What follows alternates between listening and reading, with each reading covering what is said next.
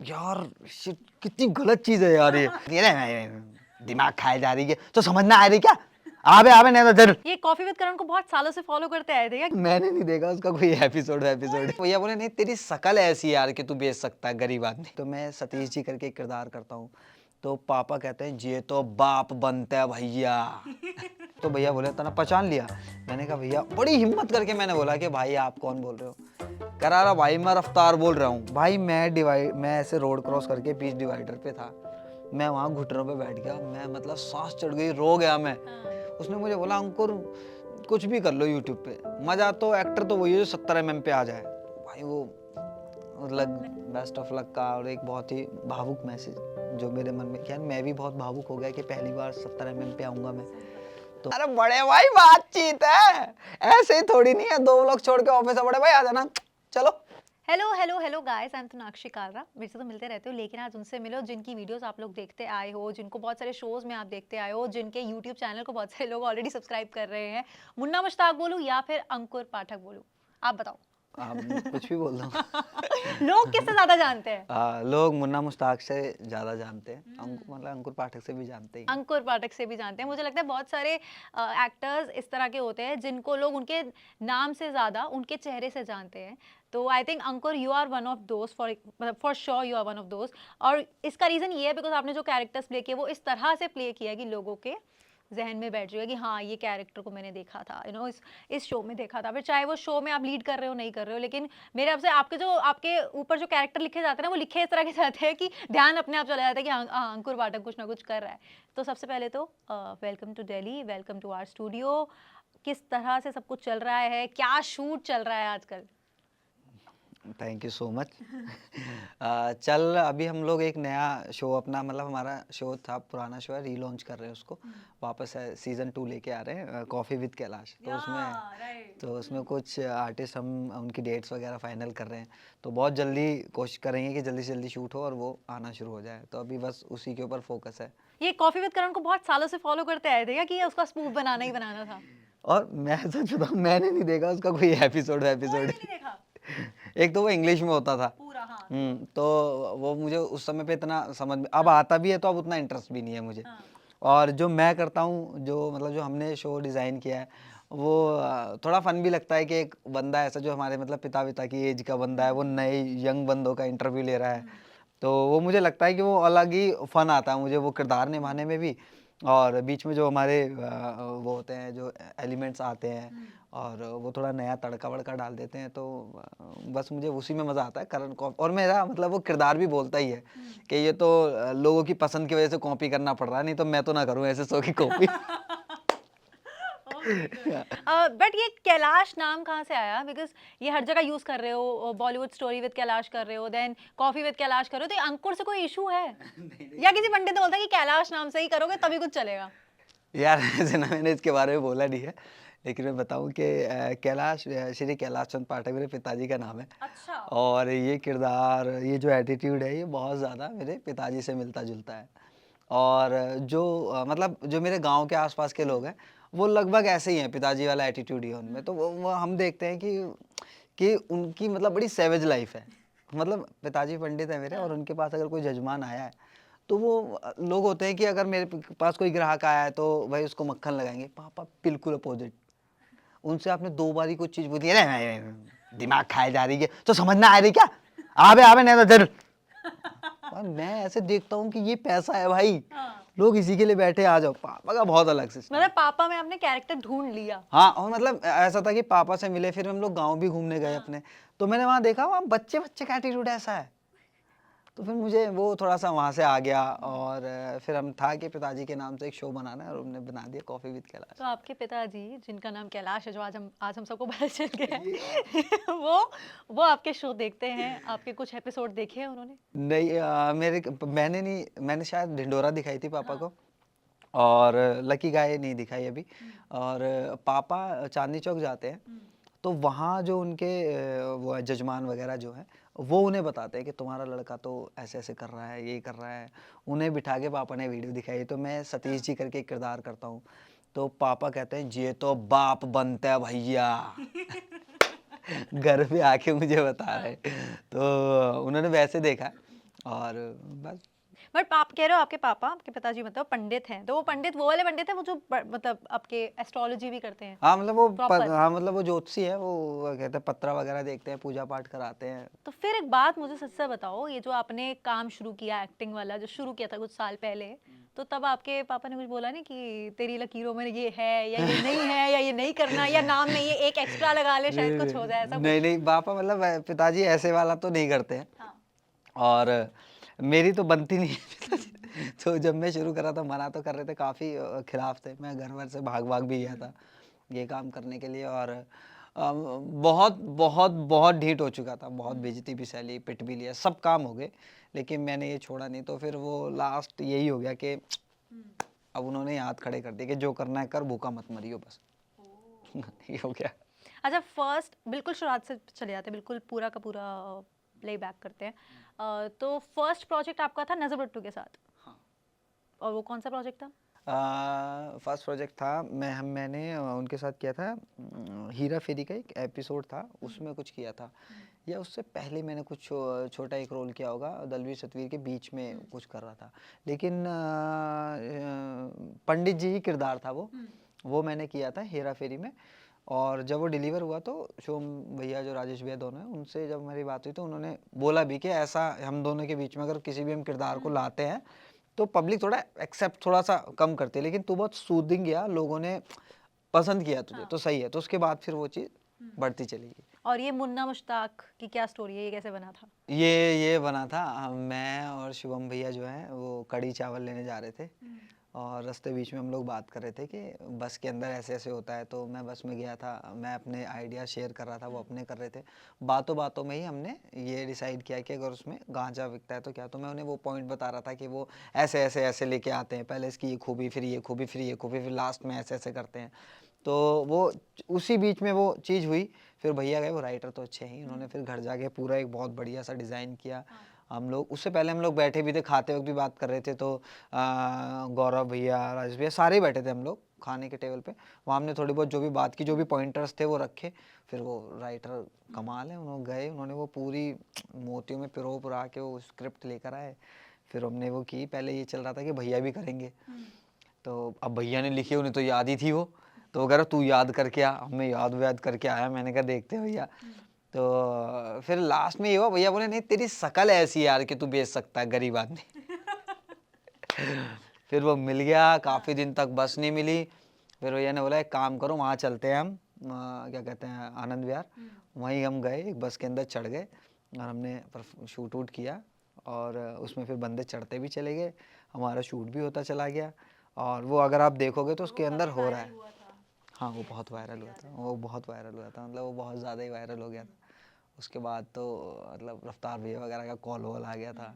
अच्छा, उसके बाद ही आया था? हाँ उस वीडियो के वायरल होते अगले दिन ही आ गया था, अगले दिन ही दोपहर शाम के टाइम आ गया था। उनका दिल्ली में शो था, उनका मुझे फ़ोन आया कि अरे तूने लठ गाड़ दिया ये वो। और मैं आप जानते थे रफ्तार को? नहीं, अच्छा, मैं नहीं ही जानता रैंडमली था, कॉल? रैंडमली उन्होंने कॉल किया। और वो बहुत जाट मतलब जाट बने हुए हैं, जाट फुल हरियाणवी में बात कर रहे हैं मुझसे। अरे लौंडे तना तो लठ गाड़ दिया भाई, कति मजे बांध दिए भाई। अब मेरा तो सीन ये चल रहा है दिमाग में कि अब लौंडे बदल गए हैं सब, अपन घर से निकल रहे हैं, लोग बर्गर वर्गर भी बोल रहे हैं खा ले पी ले। तो मैंने बोला अब नहीं खाना पीना भाई। मैंने कहा ठीक है सब सही चल रहा है। कह रहा ले लो, दो लौंडे हैं मेरे साथ में भाई, ये खा लो खा लो। ऐसे चल रहा है आराम से शांति से। सडनली उन्होंने बोला मुझे कि फ़ोन आया, मैंने फ़ोन उठाया, वो फिर कह रहा है लौंडे तूने तो लठ गाड़ दिया भाई, मजे बांध दिए ये और वो। भाई मेरे को लगा ना कि भाई ये किसी गलत जाट के हाथ में मेरा नंबर लग गया और ये बंदा मानेगा नहीं अब और ये नाश कर देगा। तो मैं हाँ जी भैया थैंक यू भैया, यही करे जा रहा मैं। तो उसने बोला पहचान लिया? तो भैया बोले तना पहचान लिया। मैंने कहा भैया, बड़ी हिम्मत करके मैंने बोला कि भाई आप कौन बोल रहे हो? कह रहा भाई मैं रफ्तार बोल रहा हूँ। भाई मैं ऐसे रोड क्रॉस करके बीच डिवाइडर पे था, मैं वहाँ घुटनों पे बैठ गया, मैं मतलब सांस चढ़ गई, रो गया मैं। मैंने कहा भैया यार मतलब तुम्हें वो मोमेंट ही अलग हो गया मेरे लिए। सब लौंडे मेरे को शांत करा रहे हैं, अंकुर भाई क्या हो गया, सांस चढ़ गई मेरी। भैया ही ऐसे हो गए कि यार थोड़ी देर शांत हो जा रहा, सांस तो ले ले। एक काम कर, मैंने बोला, मैं उनके एक दोस्त को जानता था, मैं किसी एंकरिंग कर रहा था कहीं, वो आए थे, तो मैंने उन्हें बहुत जल्दी जल्दी में वो इंसिडेंट बताया, ऐसा मुझे पता था मैं मिलूंगा ऐसे ऐसे करके कुछ, तो उन्होंने बोला कि एक काम कर, मेरा शो है वहाँ आ जा तू। फिर मैं वहाँ, और मैंने सोचो मैं इतना इतना एक्साइटेड था, मैंने उनसे बात की है, सब कुछ हो गया, फ़ोन कट गया, और मैंने उनसे यही एड्रेस नहीं लिया, शो है कहाँ और वो कह रहे तू आ जा, तू आ जा बस। फिर मैंने देखा, नंबर ढूंढा, ये वो, मैंने उन्हें मैसेज वैसेज किया, फिर हम लोग मिले, शो पे गया मैं, बढ़िया। बट उसके बाद से वो टच में रहे आपसे? हाँ, उसके बाद से टच में है। इवन अभी जब मैं ढिंढोरा गया था, तो जब ढिंढोरा हो गई थी, तो ढिंढोरा के बाद क्या हुआ कि उसकी स्क्रीनिंग थी हॉल पे, हॉल पे स्क्रीनिंग थी, तो भैया ने मुझे मैसेज भेजा, भुवन भैया ने, कि कल ऐसे ऐसे स्क्रीनिंग है और तुझे आना है। तो सुबह मैसेज आया था, तो मैंने सोचा, अब ना सच ये था यार, मेरे पास पैसे ही नहीं थे कि मैं मुंबई जाऊं, तो मैंने, अच्छा, आप दिल्ली में थे और मैं, जब भी मैसेज आया? ओके। हाँ मैं दिल्ली में था और स्क्रीनिंग मुंबई में थी। हाँ। तो मैंने कहा यार, अब इतने भी मतलब अगर पैसे थे तो, लेकिन टिकट में ही लग जाते, फिर और कंटेंट कैसे बनेगा, बाकी अपना जीवन भी यापन भी करना है।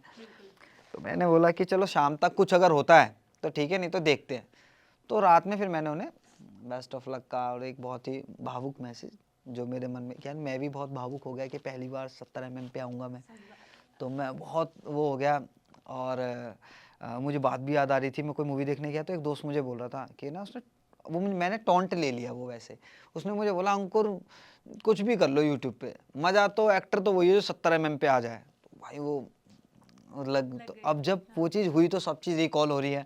तो मैंने उन्हें बहुत प्यार से, बहुत नम होके एक मैसेज लिख दिया कि मैं नहीं आ पाऊँगा, और बेस्ट ऑफ लक, आपके लिए भी बड़ा मोमेंट है, मेरे लिए भी है, बट मैं नहीं आ। तो उन्होंने मुझे तुरंत पूछा, क्यों नहीं आ पाएगा भाई तू, आप क्यों नहीं आ पाओगे?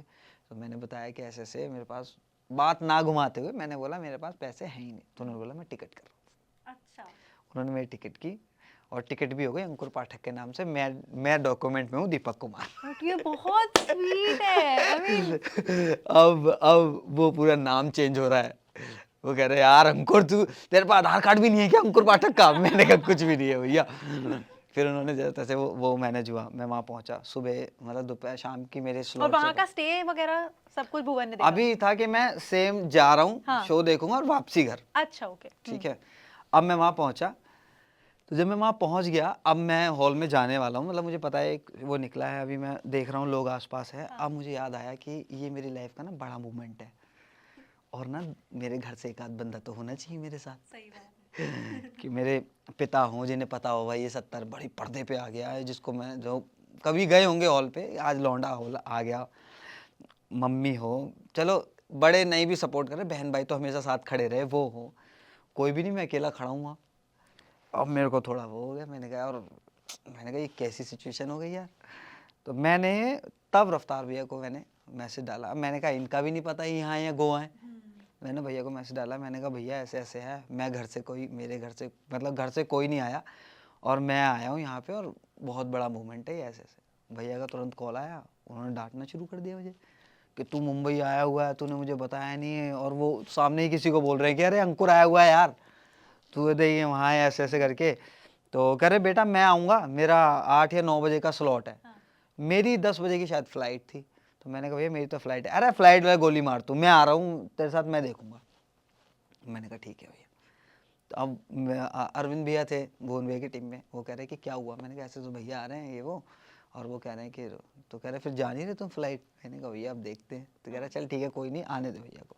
रफ्तार भैया आ गए, लगे हुए। अब्बास दलाल जिन्होंने लिखी है वो, उन्होंने बहुत तारीफ वारीफ भी की, वो पहले ही वो मिले थे मुझे, और मैं थोड़ा उस समय उस सिचुएशन में कि कोई है नहीं, फिर वो बहुत अच्छे से कॉन्फिडेंट आया, उन्होंने बोला बहुत अच्छा काम किया बेटा तूने ये वो। मैंने कहा थैंक यू भैया।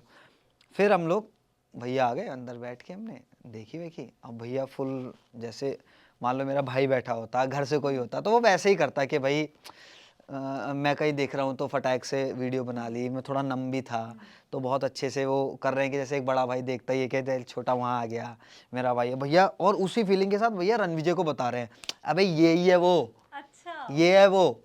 तो वो कह रहे हैं कि यही है, बोले हाँ यही है। और मैं बहुत ऐसे बैठा हुआ हूँ, आंखें थोड़ी ऐसी हो रही हैं, ठीक है।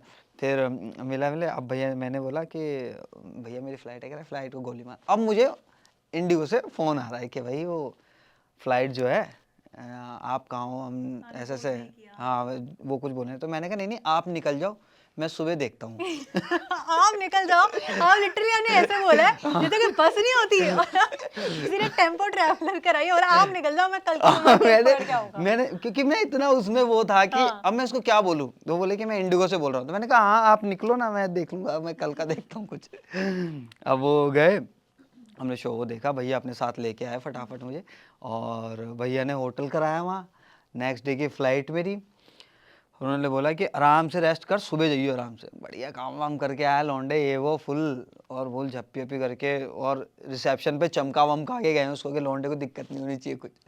वाह, मतलब आपको अच्छे लोग मिले हैं, चाहे हम भुवन की बात करें, आप नहीं भी चाहते तो ऐसा कुछ नहीं था कि वो उनका कुछ रुक जाता, बट उन्होंने वो जेस्चर सामने से दिया कि वो उन्होंने बुक कराया। एंड देन रफ्तार की बात करें, जो जिनको आप पहले जानते भी नहीं थे और एकदम से ऐसे लोग आपके भाई की तरह खड़े हो जाए, तो इससे बढ़िया मुझे लगता है कोई बात नहीं होती है।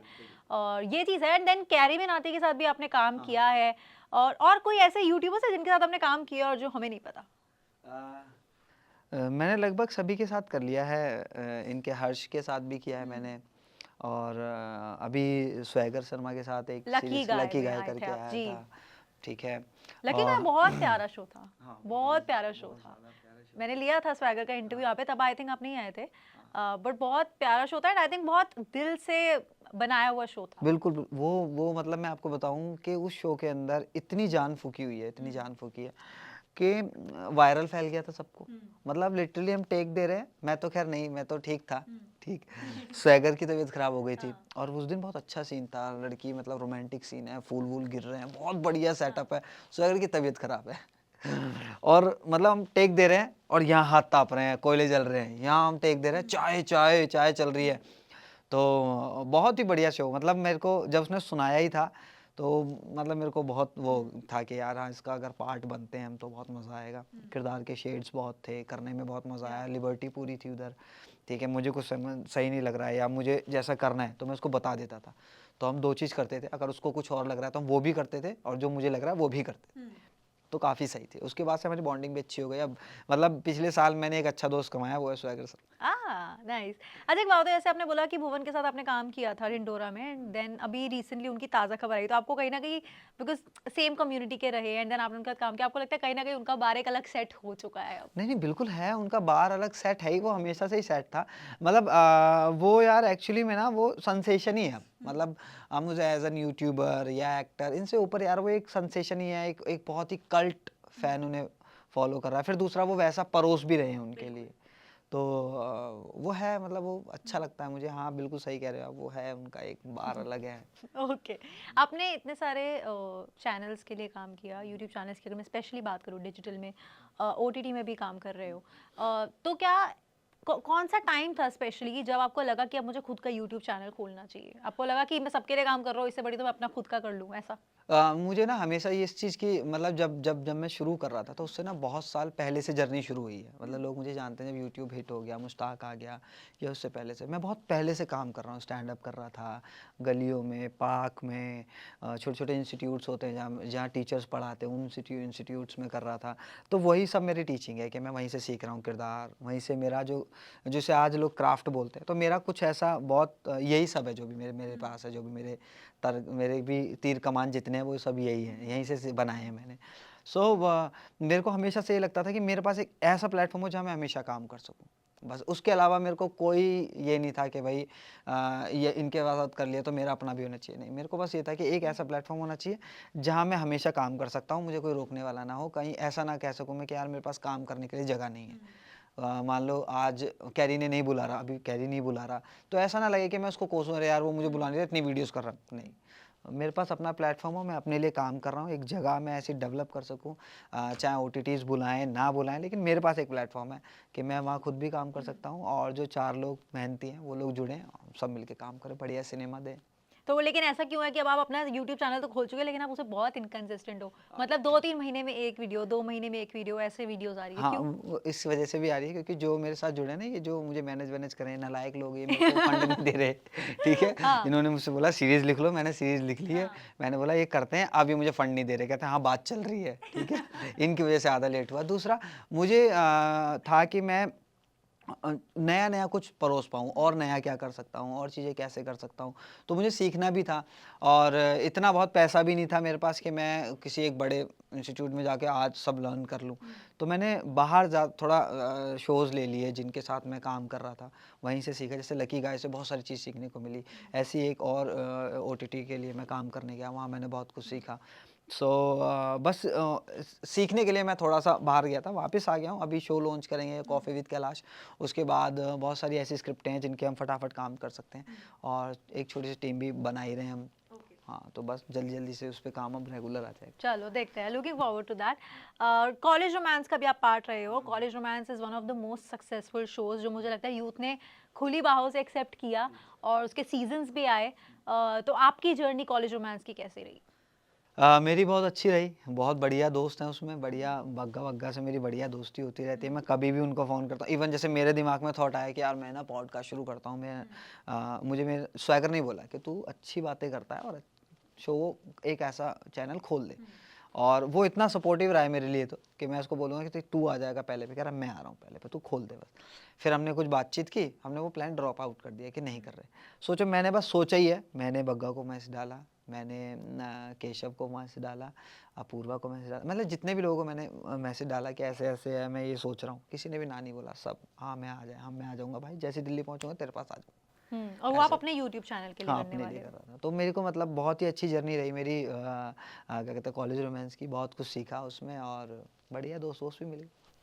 आपको लगता है कहीं ना कहीं ये ओटीटी के आने से अब सबको ज़्यादा अपॉर्चुनिटीज़ मिल रही हैं क्लियरली? बिकॉज एक टाइम था जब हम फिल्में देखते थे और वो बिग स्क्रीन फिल्में थी और हमें पता था कि नेपोटिज्म सो कॉल्ड जिसको हम बोलते आए हैं, मानते आए हैं, तो उन्हीं की फिल्में आती हैं एंड देन कुछ उन्हीं के रिलेटिव्स को चांसेस मिल जाते हैं। But then YouTube came in the scene. धीरे धीरे जो लोग टैलेंटेड रहे यूट्यूब को लेकर या जो कंटेंट क्रिएशन को लेकर टैलेंटेड रहे, फाइनली उन लोगों ने यूट्यूब खोला एंड हम देख ही रहे हैं आज के टाइम में हमारे पास बहुत सारे अच्छे यूट्यूबर्स भी हैं जो लगातार अच्छा काम कर रहे हैं। And then OTT came. OTT ने एक अलग रास्ते खोले। तो इस पूरे के पूरे एवोल्यूशन को जो इतने टाइम से हम लोग देखते आ रहे हैं, इसके बारे में आपके क्या थॉट्स है? कि आपको लगता है एज एन आर्टिस्ट आज का टाइम बहुत अच्छा है? हाँ, डेफ़िनेटली तो बहुत अच्छा है ही कि मतलब अब प्लेटफ़ॉर्म इतना ईज़ी हो गया है। मतलब ऐसा हुआ कि इसके आने से मतलब ओटीटी के आने से क्या हुआ कि एक तो अपॉर्च्युनिटीज़ बढ़ गई। फिर हम लोग थोड़ा जिन जिन आर्टिस्टों को हम देखना चाह रहे थे, जैसे कि ये मनोज वाजपेयी हो गए, क्योंकि स्टार किड्स तो हैं ही स्टार किड के, सलमान खान है, शाहरुख खान है, बाकी सब तो हैं ही हैं, लेकिन एक इस तरह की भी एक ऑडियंस डेवलप होनी चाहिए थी जो अ, इतना आर्ट देखना चाहे। मतलब जैसे कि आप अलीगढ़ देख लो और अभी क्या कहते हैं, नवाजुद्दीन सिद्दीकी हैं जिस ग्राफ पे वो काम करते हैं, के मेनन साहब हो गए, ठीक है। तो ये वो लोग थे जिनको हम कहीं ना कहीं मिस कर रहे थे। अब ओटीटी आने के बाद ये लोग ज़्यादा दिखने लगे हैं, तो सिनेमा में कंपटीशन भी अच्छा, हेल्दी कंपटीशन हो गया। आपको पता है कि मुझे क्या देखना, ऑप्शंस बहुत हो गए हैं। और अगर हमारी ऑडियंस अच्छी होगी सिनेमा देखने के मामले में, तो इस तरफ भी मेहनत करनी पड़ेगी आपको। आप वही चीज़ नहीं परोस पाओगे जिसके लिए काफ़ी शिकायतें अब होती हैं। वो इसलिए होती हैं क्योंकि लोग अब थोड़े इंटेलिजेंट भी हो गए कि हम लोग ये सिनेमा देख रहे हैं, वो सिनेमा देख रहे हैं, ऐसे एक्टर देख रहे हैं और इस तरीके का क्राफ्ट देख रहे हैं। आज विजय सेतुपति की कितनी तारीफ़ होती है, तो वो मुझे लगता है कि उसमें बहुत बड़ा हाथ है कि हम ओटीटीज़ वगैरह का, कि जितनी अपॉर्चुनिटीज़ मिलती गई उतने ज़्यादा आयाम खुले हैं, लोगों को हमें देखने को ज़्यादा मिला है और उससे हम थोड़ा हमारा जो दृष्टिकोण है वो भी फैला है, बदला है चीज़ों के प्रति। तो मुझे अच्छा लगा कि अच्छी चीज़ है ये। ओके। अच्छा, यूट्यूब की अगर हम बात करें तो आप वो उस तरह के एक्टर रहे हो या कंटेंट क्रिएटर मैं बोलूँ वो रहे हो जिन्होंने अपना तो चैनल खोला ही है बट आपने एक्सटेंसिवली बाकियों के साथ भी काम किया है, which is a good thing. तो मैं ये उन लोगों के लिए क्वेश्चन स्पेशली पूछना चाहती हूँ जो लोग किसी ना किसी रीज़न से, फॉर एग्जांपल फंड्स नहीं है अभी और वो लोग अपना यूट्यूब चैनल नहीं खोल पा रहे हैं क्योंकि उसके लिए एक्चुअली आपको बहुत काम लगता है, एक टीम इकट्ठी करनी होती है, कुछ ना कुछ खर्चा तो देखो होता ही है। तो क्या आपको लगता है कि अगर आप अपना खुद का यूट्यूब चैनल फॉर नाउ अगर नहीं खोल पा रहे हो तो क्या उन लोगों को और ऐसे टैलेंटेड एक्टर्स को या कंटेंट क्रिएटर्स को बाकी चैनल्स की तरफ से रेगुलरली काम मिल पाता है? आ, यार अभी बीच में तो ऐसा था कि वो रेगुलरली काम मिल पा रहा था सब जगहों से। अब जैसे कि कुछ चैनलों ने बंद कर दिया, फिर वो स्टार्ट कर रहे हैं, तो उन्होंने अपनी फिर जैसे उनके पास ही फंड का होगा कि उन्होंने जो रख ली है एक्टर, उन्हीं के साथ काम करना चाह रहे हैं, बाहर पैसे ज़्यादा नहीं देना चाह रहे। और कहीं ना कहीं एक छोटी लॉबी भी बनी है लोगों की कि वो लोग अपने बीच में ही काम करना चाह रहे हैं, और उन्हीं के बीच में काम करना, लिंक्स वगैरह भी चल जाते हैं कि वो उसको जानता है नहीं जानता है, लेकिन इसके बावजूद कहीं ना कहीं रेगुलरली तो नहीं मिल पा रहा है। और मैं बस यही कहूँगा कि जो लोग अपना चैनल नहीं खोल पा रहे हैं वो ट्राई करते रहे यार। मतलब मुझे लगा नहीं था कि यूट्यूब इतना ज़्यादा वो हो जाएगा कि लॉबी वॉबी बना के काम करने लगेंगे लोग। लेकिन जब आप एक थोड़ी, अब जैसे अब जो लोग बड़ी बड़ी कास्टों में काम करने लगे हैं, तो शायद ये लॉबी धीरे धीरे टूटती जाएगी। जब आप एक बड़ा स्केल पे काम करने लगोगे तो आपको शायद और एक्टरों की ज़रूरत पड़ेगी, उन एक्टरों को चांस मिलेगा। और मैं चाहता हूँ इस तरीके की ज़रूरतें बढ़ती जाए, जिससे ज़्यादा एक्टरों को काम मिले। और उनका भी, मेरे को लगता है यूट्यूबरों का भी अपने हिसाब से ठीक है ये डिसीजन कि यार बाहर के लोगों को ज़्यादा पैसे नहीं देते हैं, कि मतलब पैसा तो लगता ही है चाहे हम अपनी वीडियो क्रिएट कर रहे हैं सही, तो वो ज़्यादातर लोग यही करते हैं कि उनके जो इनबिल्ट लोग होते हैं उनसे काम करा लेते हैं। लेकिन हाँ, जैसे कि स्वैगर है, स्वैगर ने इस चीज़ पे चांस लिया कि उसने वो जो दूसरा जो शंटी का किरदार था वो मुझे दिया। वो चाहता तो वो भोला से करवा लेता, है ना। वो चाहता तो, क्योंकि उसकी ऑडियंस में भोला की एक अच्छी पॉपुलैरिटी है, लेकिन उसने मुझे चांस दिया। तो मैं चाहता हूँ कि इस तरह के चांस आगे मिलते रहे, जिससे कि हम भी, अगर आप सिनेमा के प्रति कुछ अच्छा देना चाहते हैं तो थोड़ा सा योगदान हमारा भी हो जाएगा, है ना। और थोड़ी रोटी पानी भी चलता रहेगा हमारा भी। ओके, अच्छा आपकी नज़र में सबसे अंडररेटेड यूट्यूबर कौन है, जिसका आपको लगता है कंटेंट बहुत अच्छा है लेकिन लोगों को उसके बारे में ज़्यादा पता नहीं है? यार बहुत सारे लोग हैं ऐसे ना कि जिनका कंटेंट अच्छा। एक लड़का था अभी, उसने एक वीडियो बनाई थी, गौरव ठंडा समोसा करके। उसने अब शायद बंद कर दिया यूट्यूब चैनल, बट वो काफ़ी क्रिएटिवली काम कर रहा था चीज़ों पे, आइडियाज़ बहुत सही सही थे उसके, ठीक है। और यार मैं इतने सारे लोगों को देखता हूँ ना, और अभी मुझे याद नहीं आ रहे। मतलब होता है मैंने अक्सर मैंने ऐसा, मैंने लिस्ट, ऐसे यहाँ पे बहुत जबकि लोग मैंने देखे हैं, कॉफ़ी हाँ। विद कैलाश के लिए लिस्ट बनाई है कि मैं उन सबको बुलाऊंगा भाई। अच्छा। हाँ, कि मतलब मैं उन सबको बुलाना है मुझे, कि जिन लोगों को लोग एक्चुअली मैं चाह रहा हूँ कि अगर 4 नहीं बुला पा रहा तो 2 तो मैं बुलाऊंगा ही बुलाऊंगा। और यार shit, कितनी गलत चीज़ है यार ये। कितना अच्छा प्लेटफॉर्म है, उनको मैं अभी बोल सकता हूँ उनके लिए कुछ, और यार तो कोई बात नहीं, मैं इसी के साथ मैं ये ज़रूर बोल देती हूँ कि इसके लिए आपको कॉफ़ी विद कैलाश देखना पड़ेगा, क्योंकि वहाँ पर ये उन लोगों को इनवाइट ज़रूर कर रहे हाँ, हैं। मतलब मैंने भाई ने मिलके लिस्ट बनाई है हम लोगों ने कि इन लोगों को हमें बुलाना है। और अरे यार सॉरी भाई गाइस यार, कोई कितनी बात गलत नहीं, चीज़ इट है ये। Happens, it happens. हाँ, लेकिन जाते जाते एक आपका बहुत ही फेमस डायलॉग है, बड़े भाई बातचीत है, तो अगर एक बार आप कैमरा में देखकर वो डायलॉग अपने ही अंदाज में बोल दे तो मजा आ जाए। ये मेरा एक किरदार है मोनू, जो कि हर चीज़ अवेलेबल करा देता है आपको। अगर घर भी चाहिए, रेंट पे रूम चाहिए, तो वो इसमें लाल किले में रूम दिला देगा आपको। Contact Monu guys. ठीक है।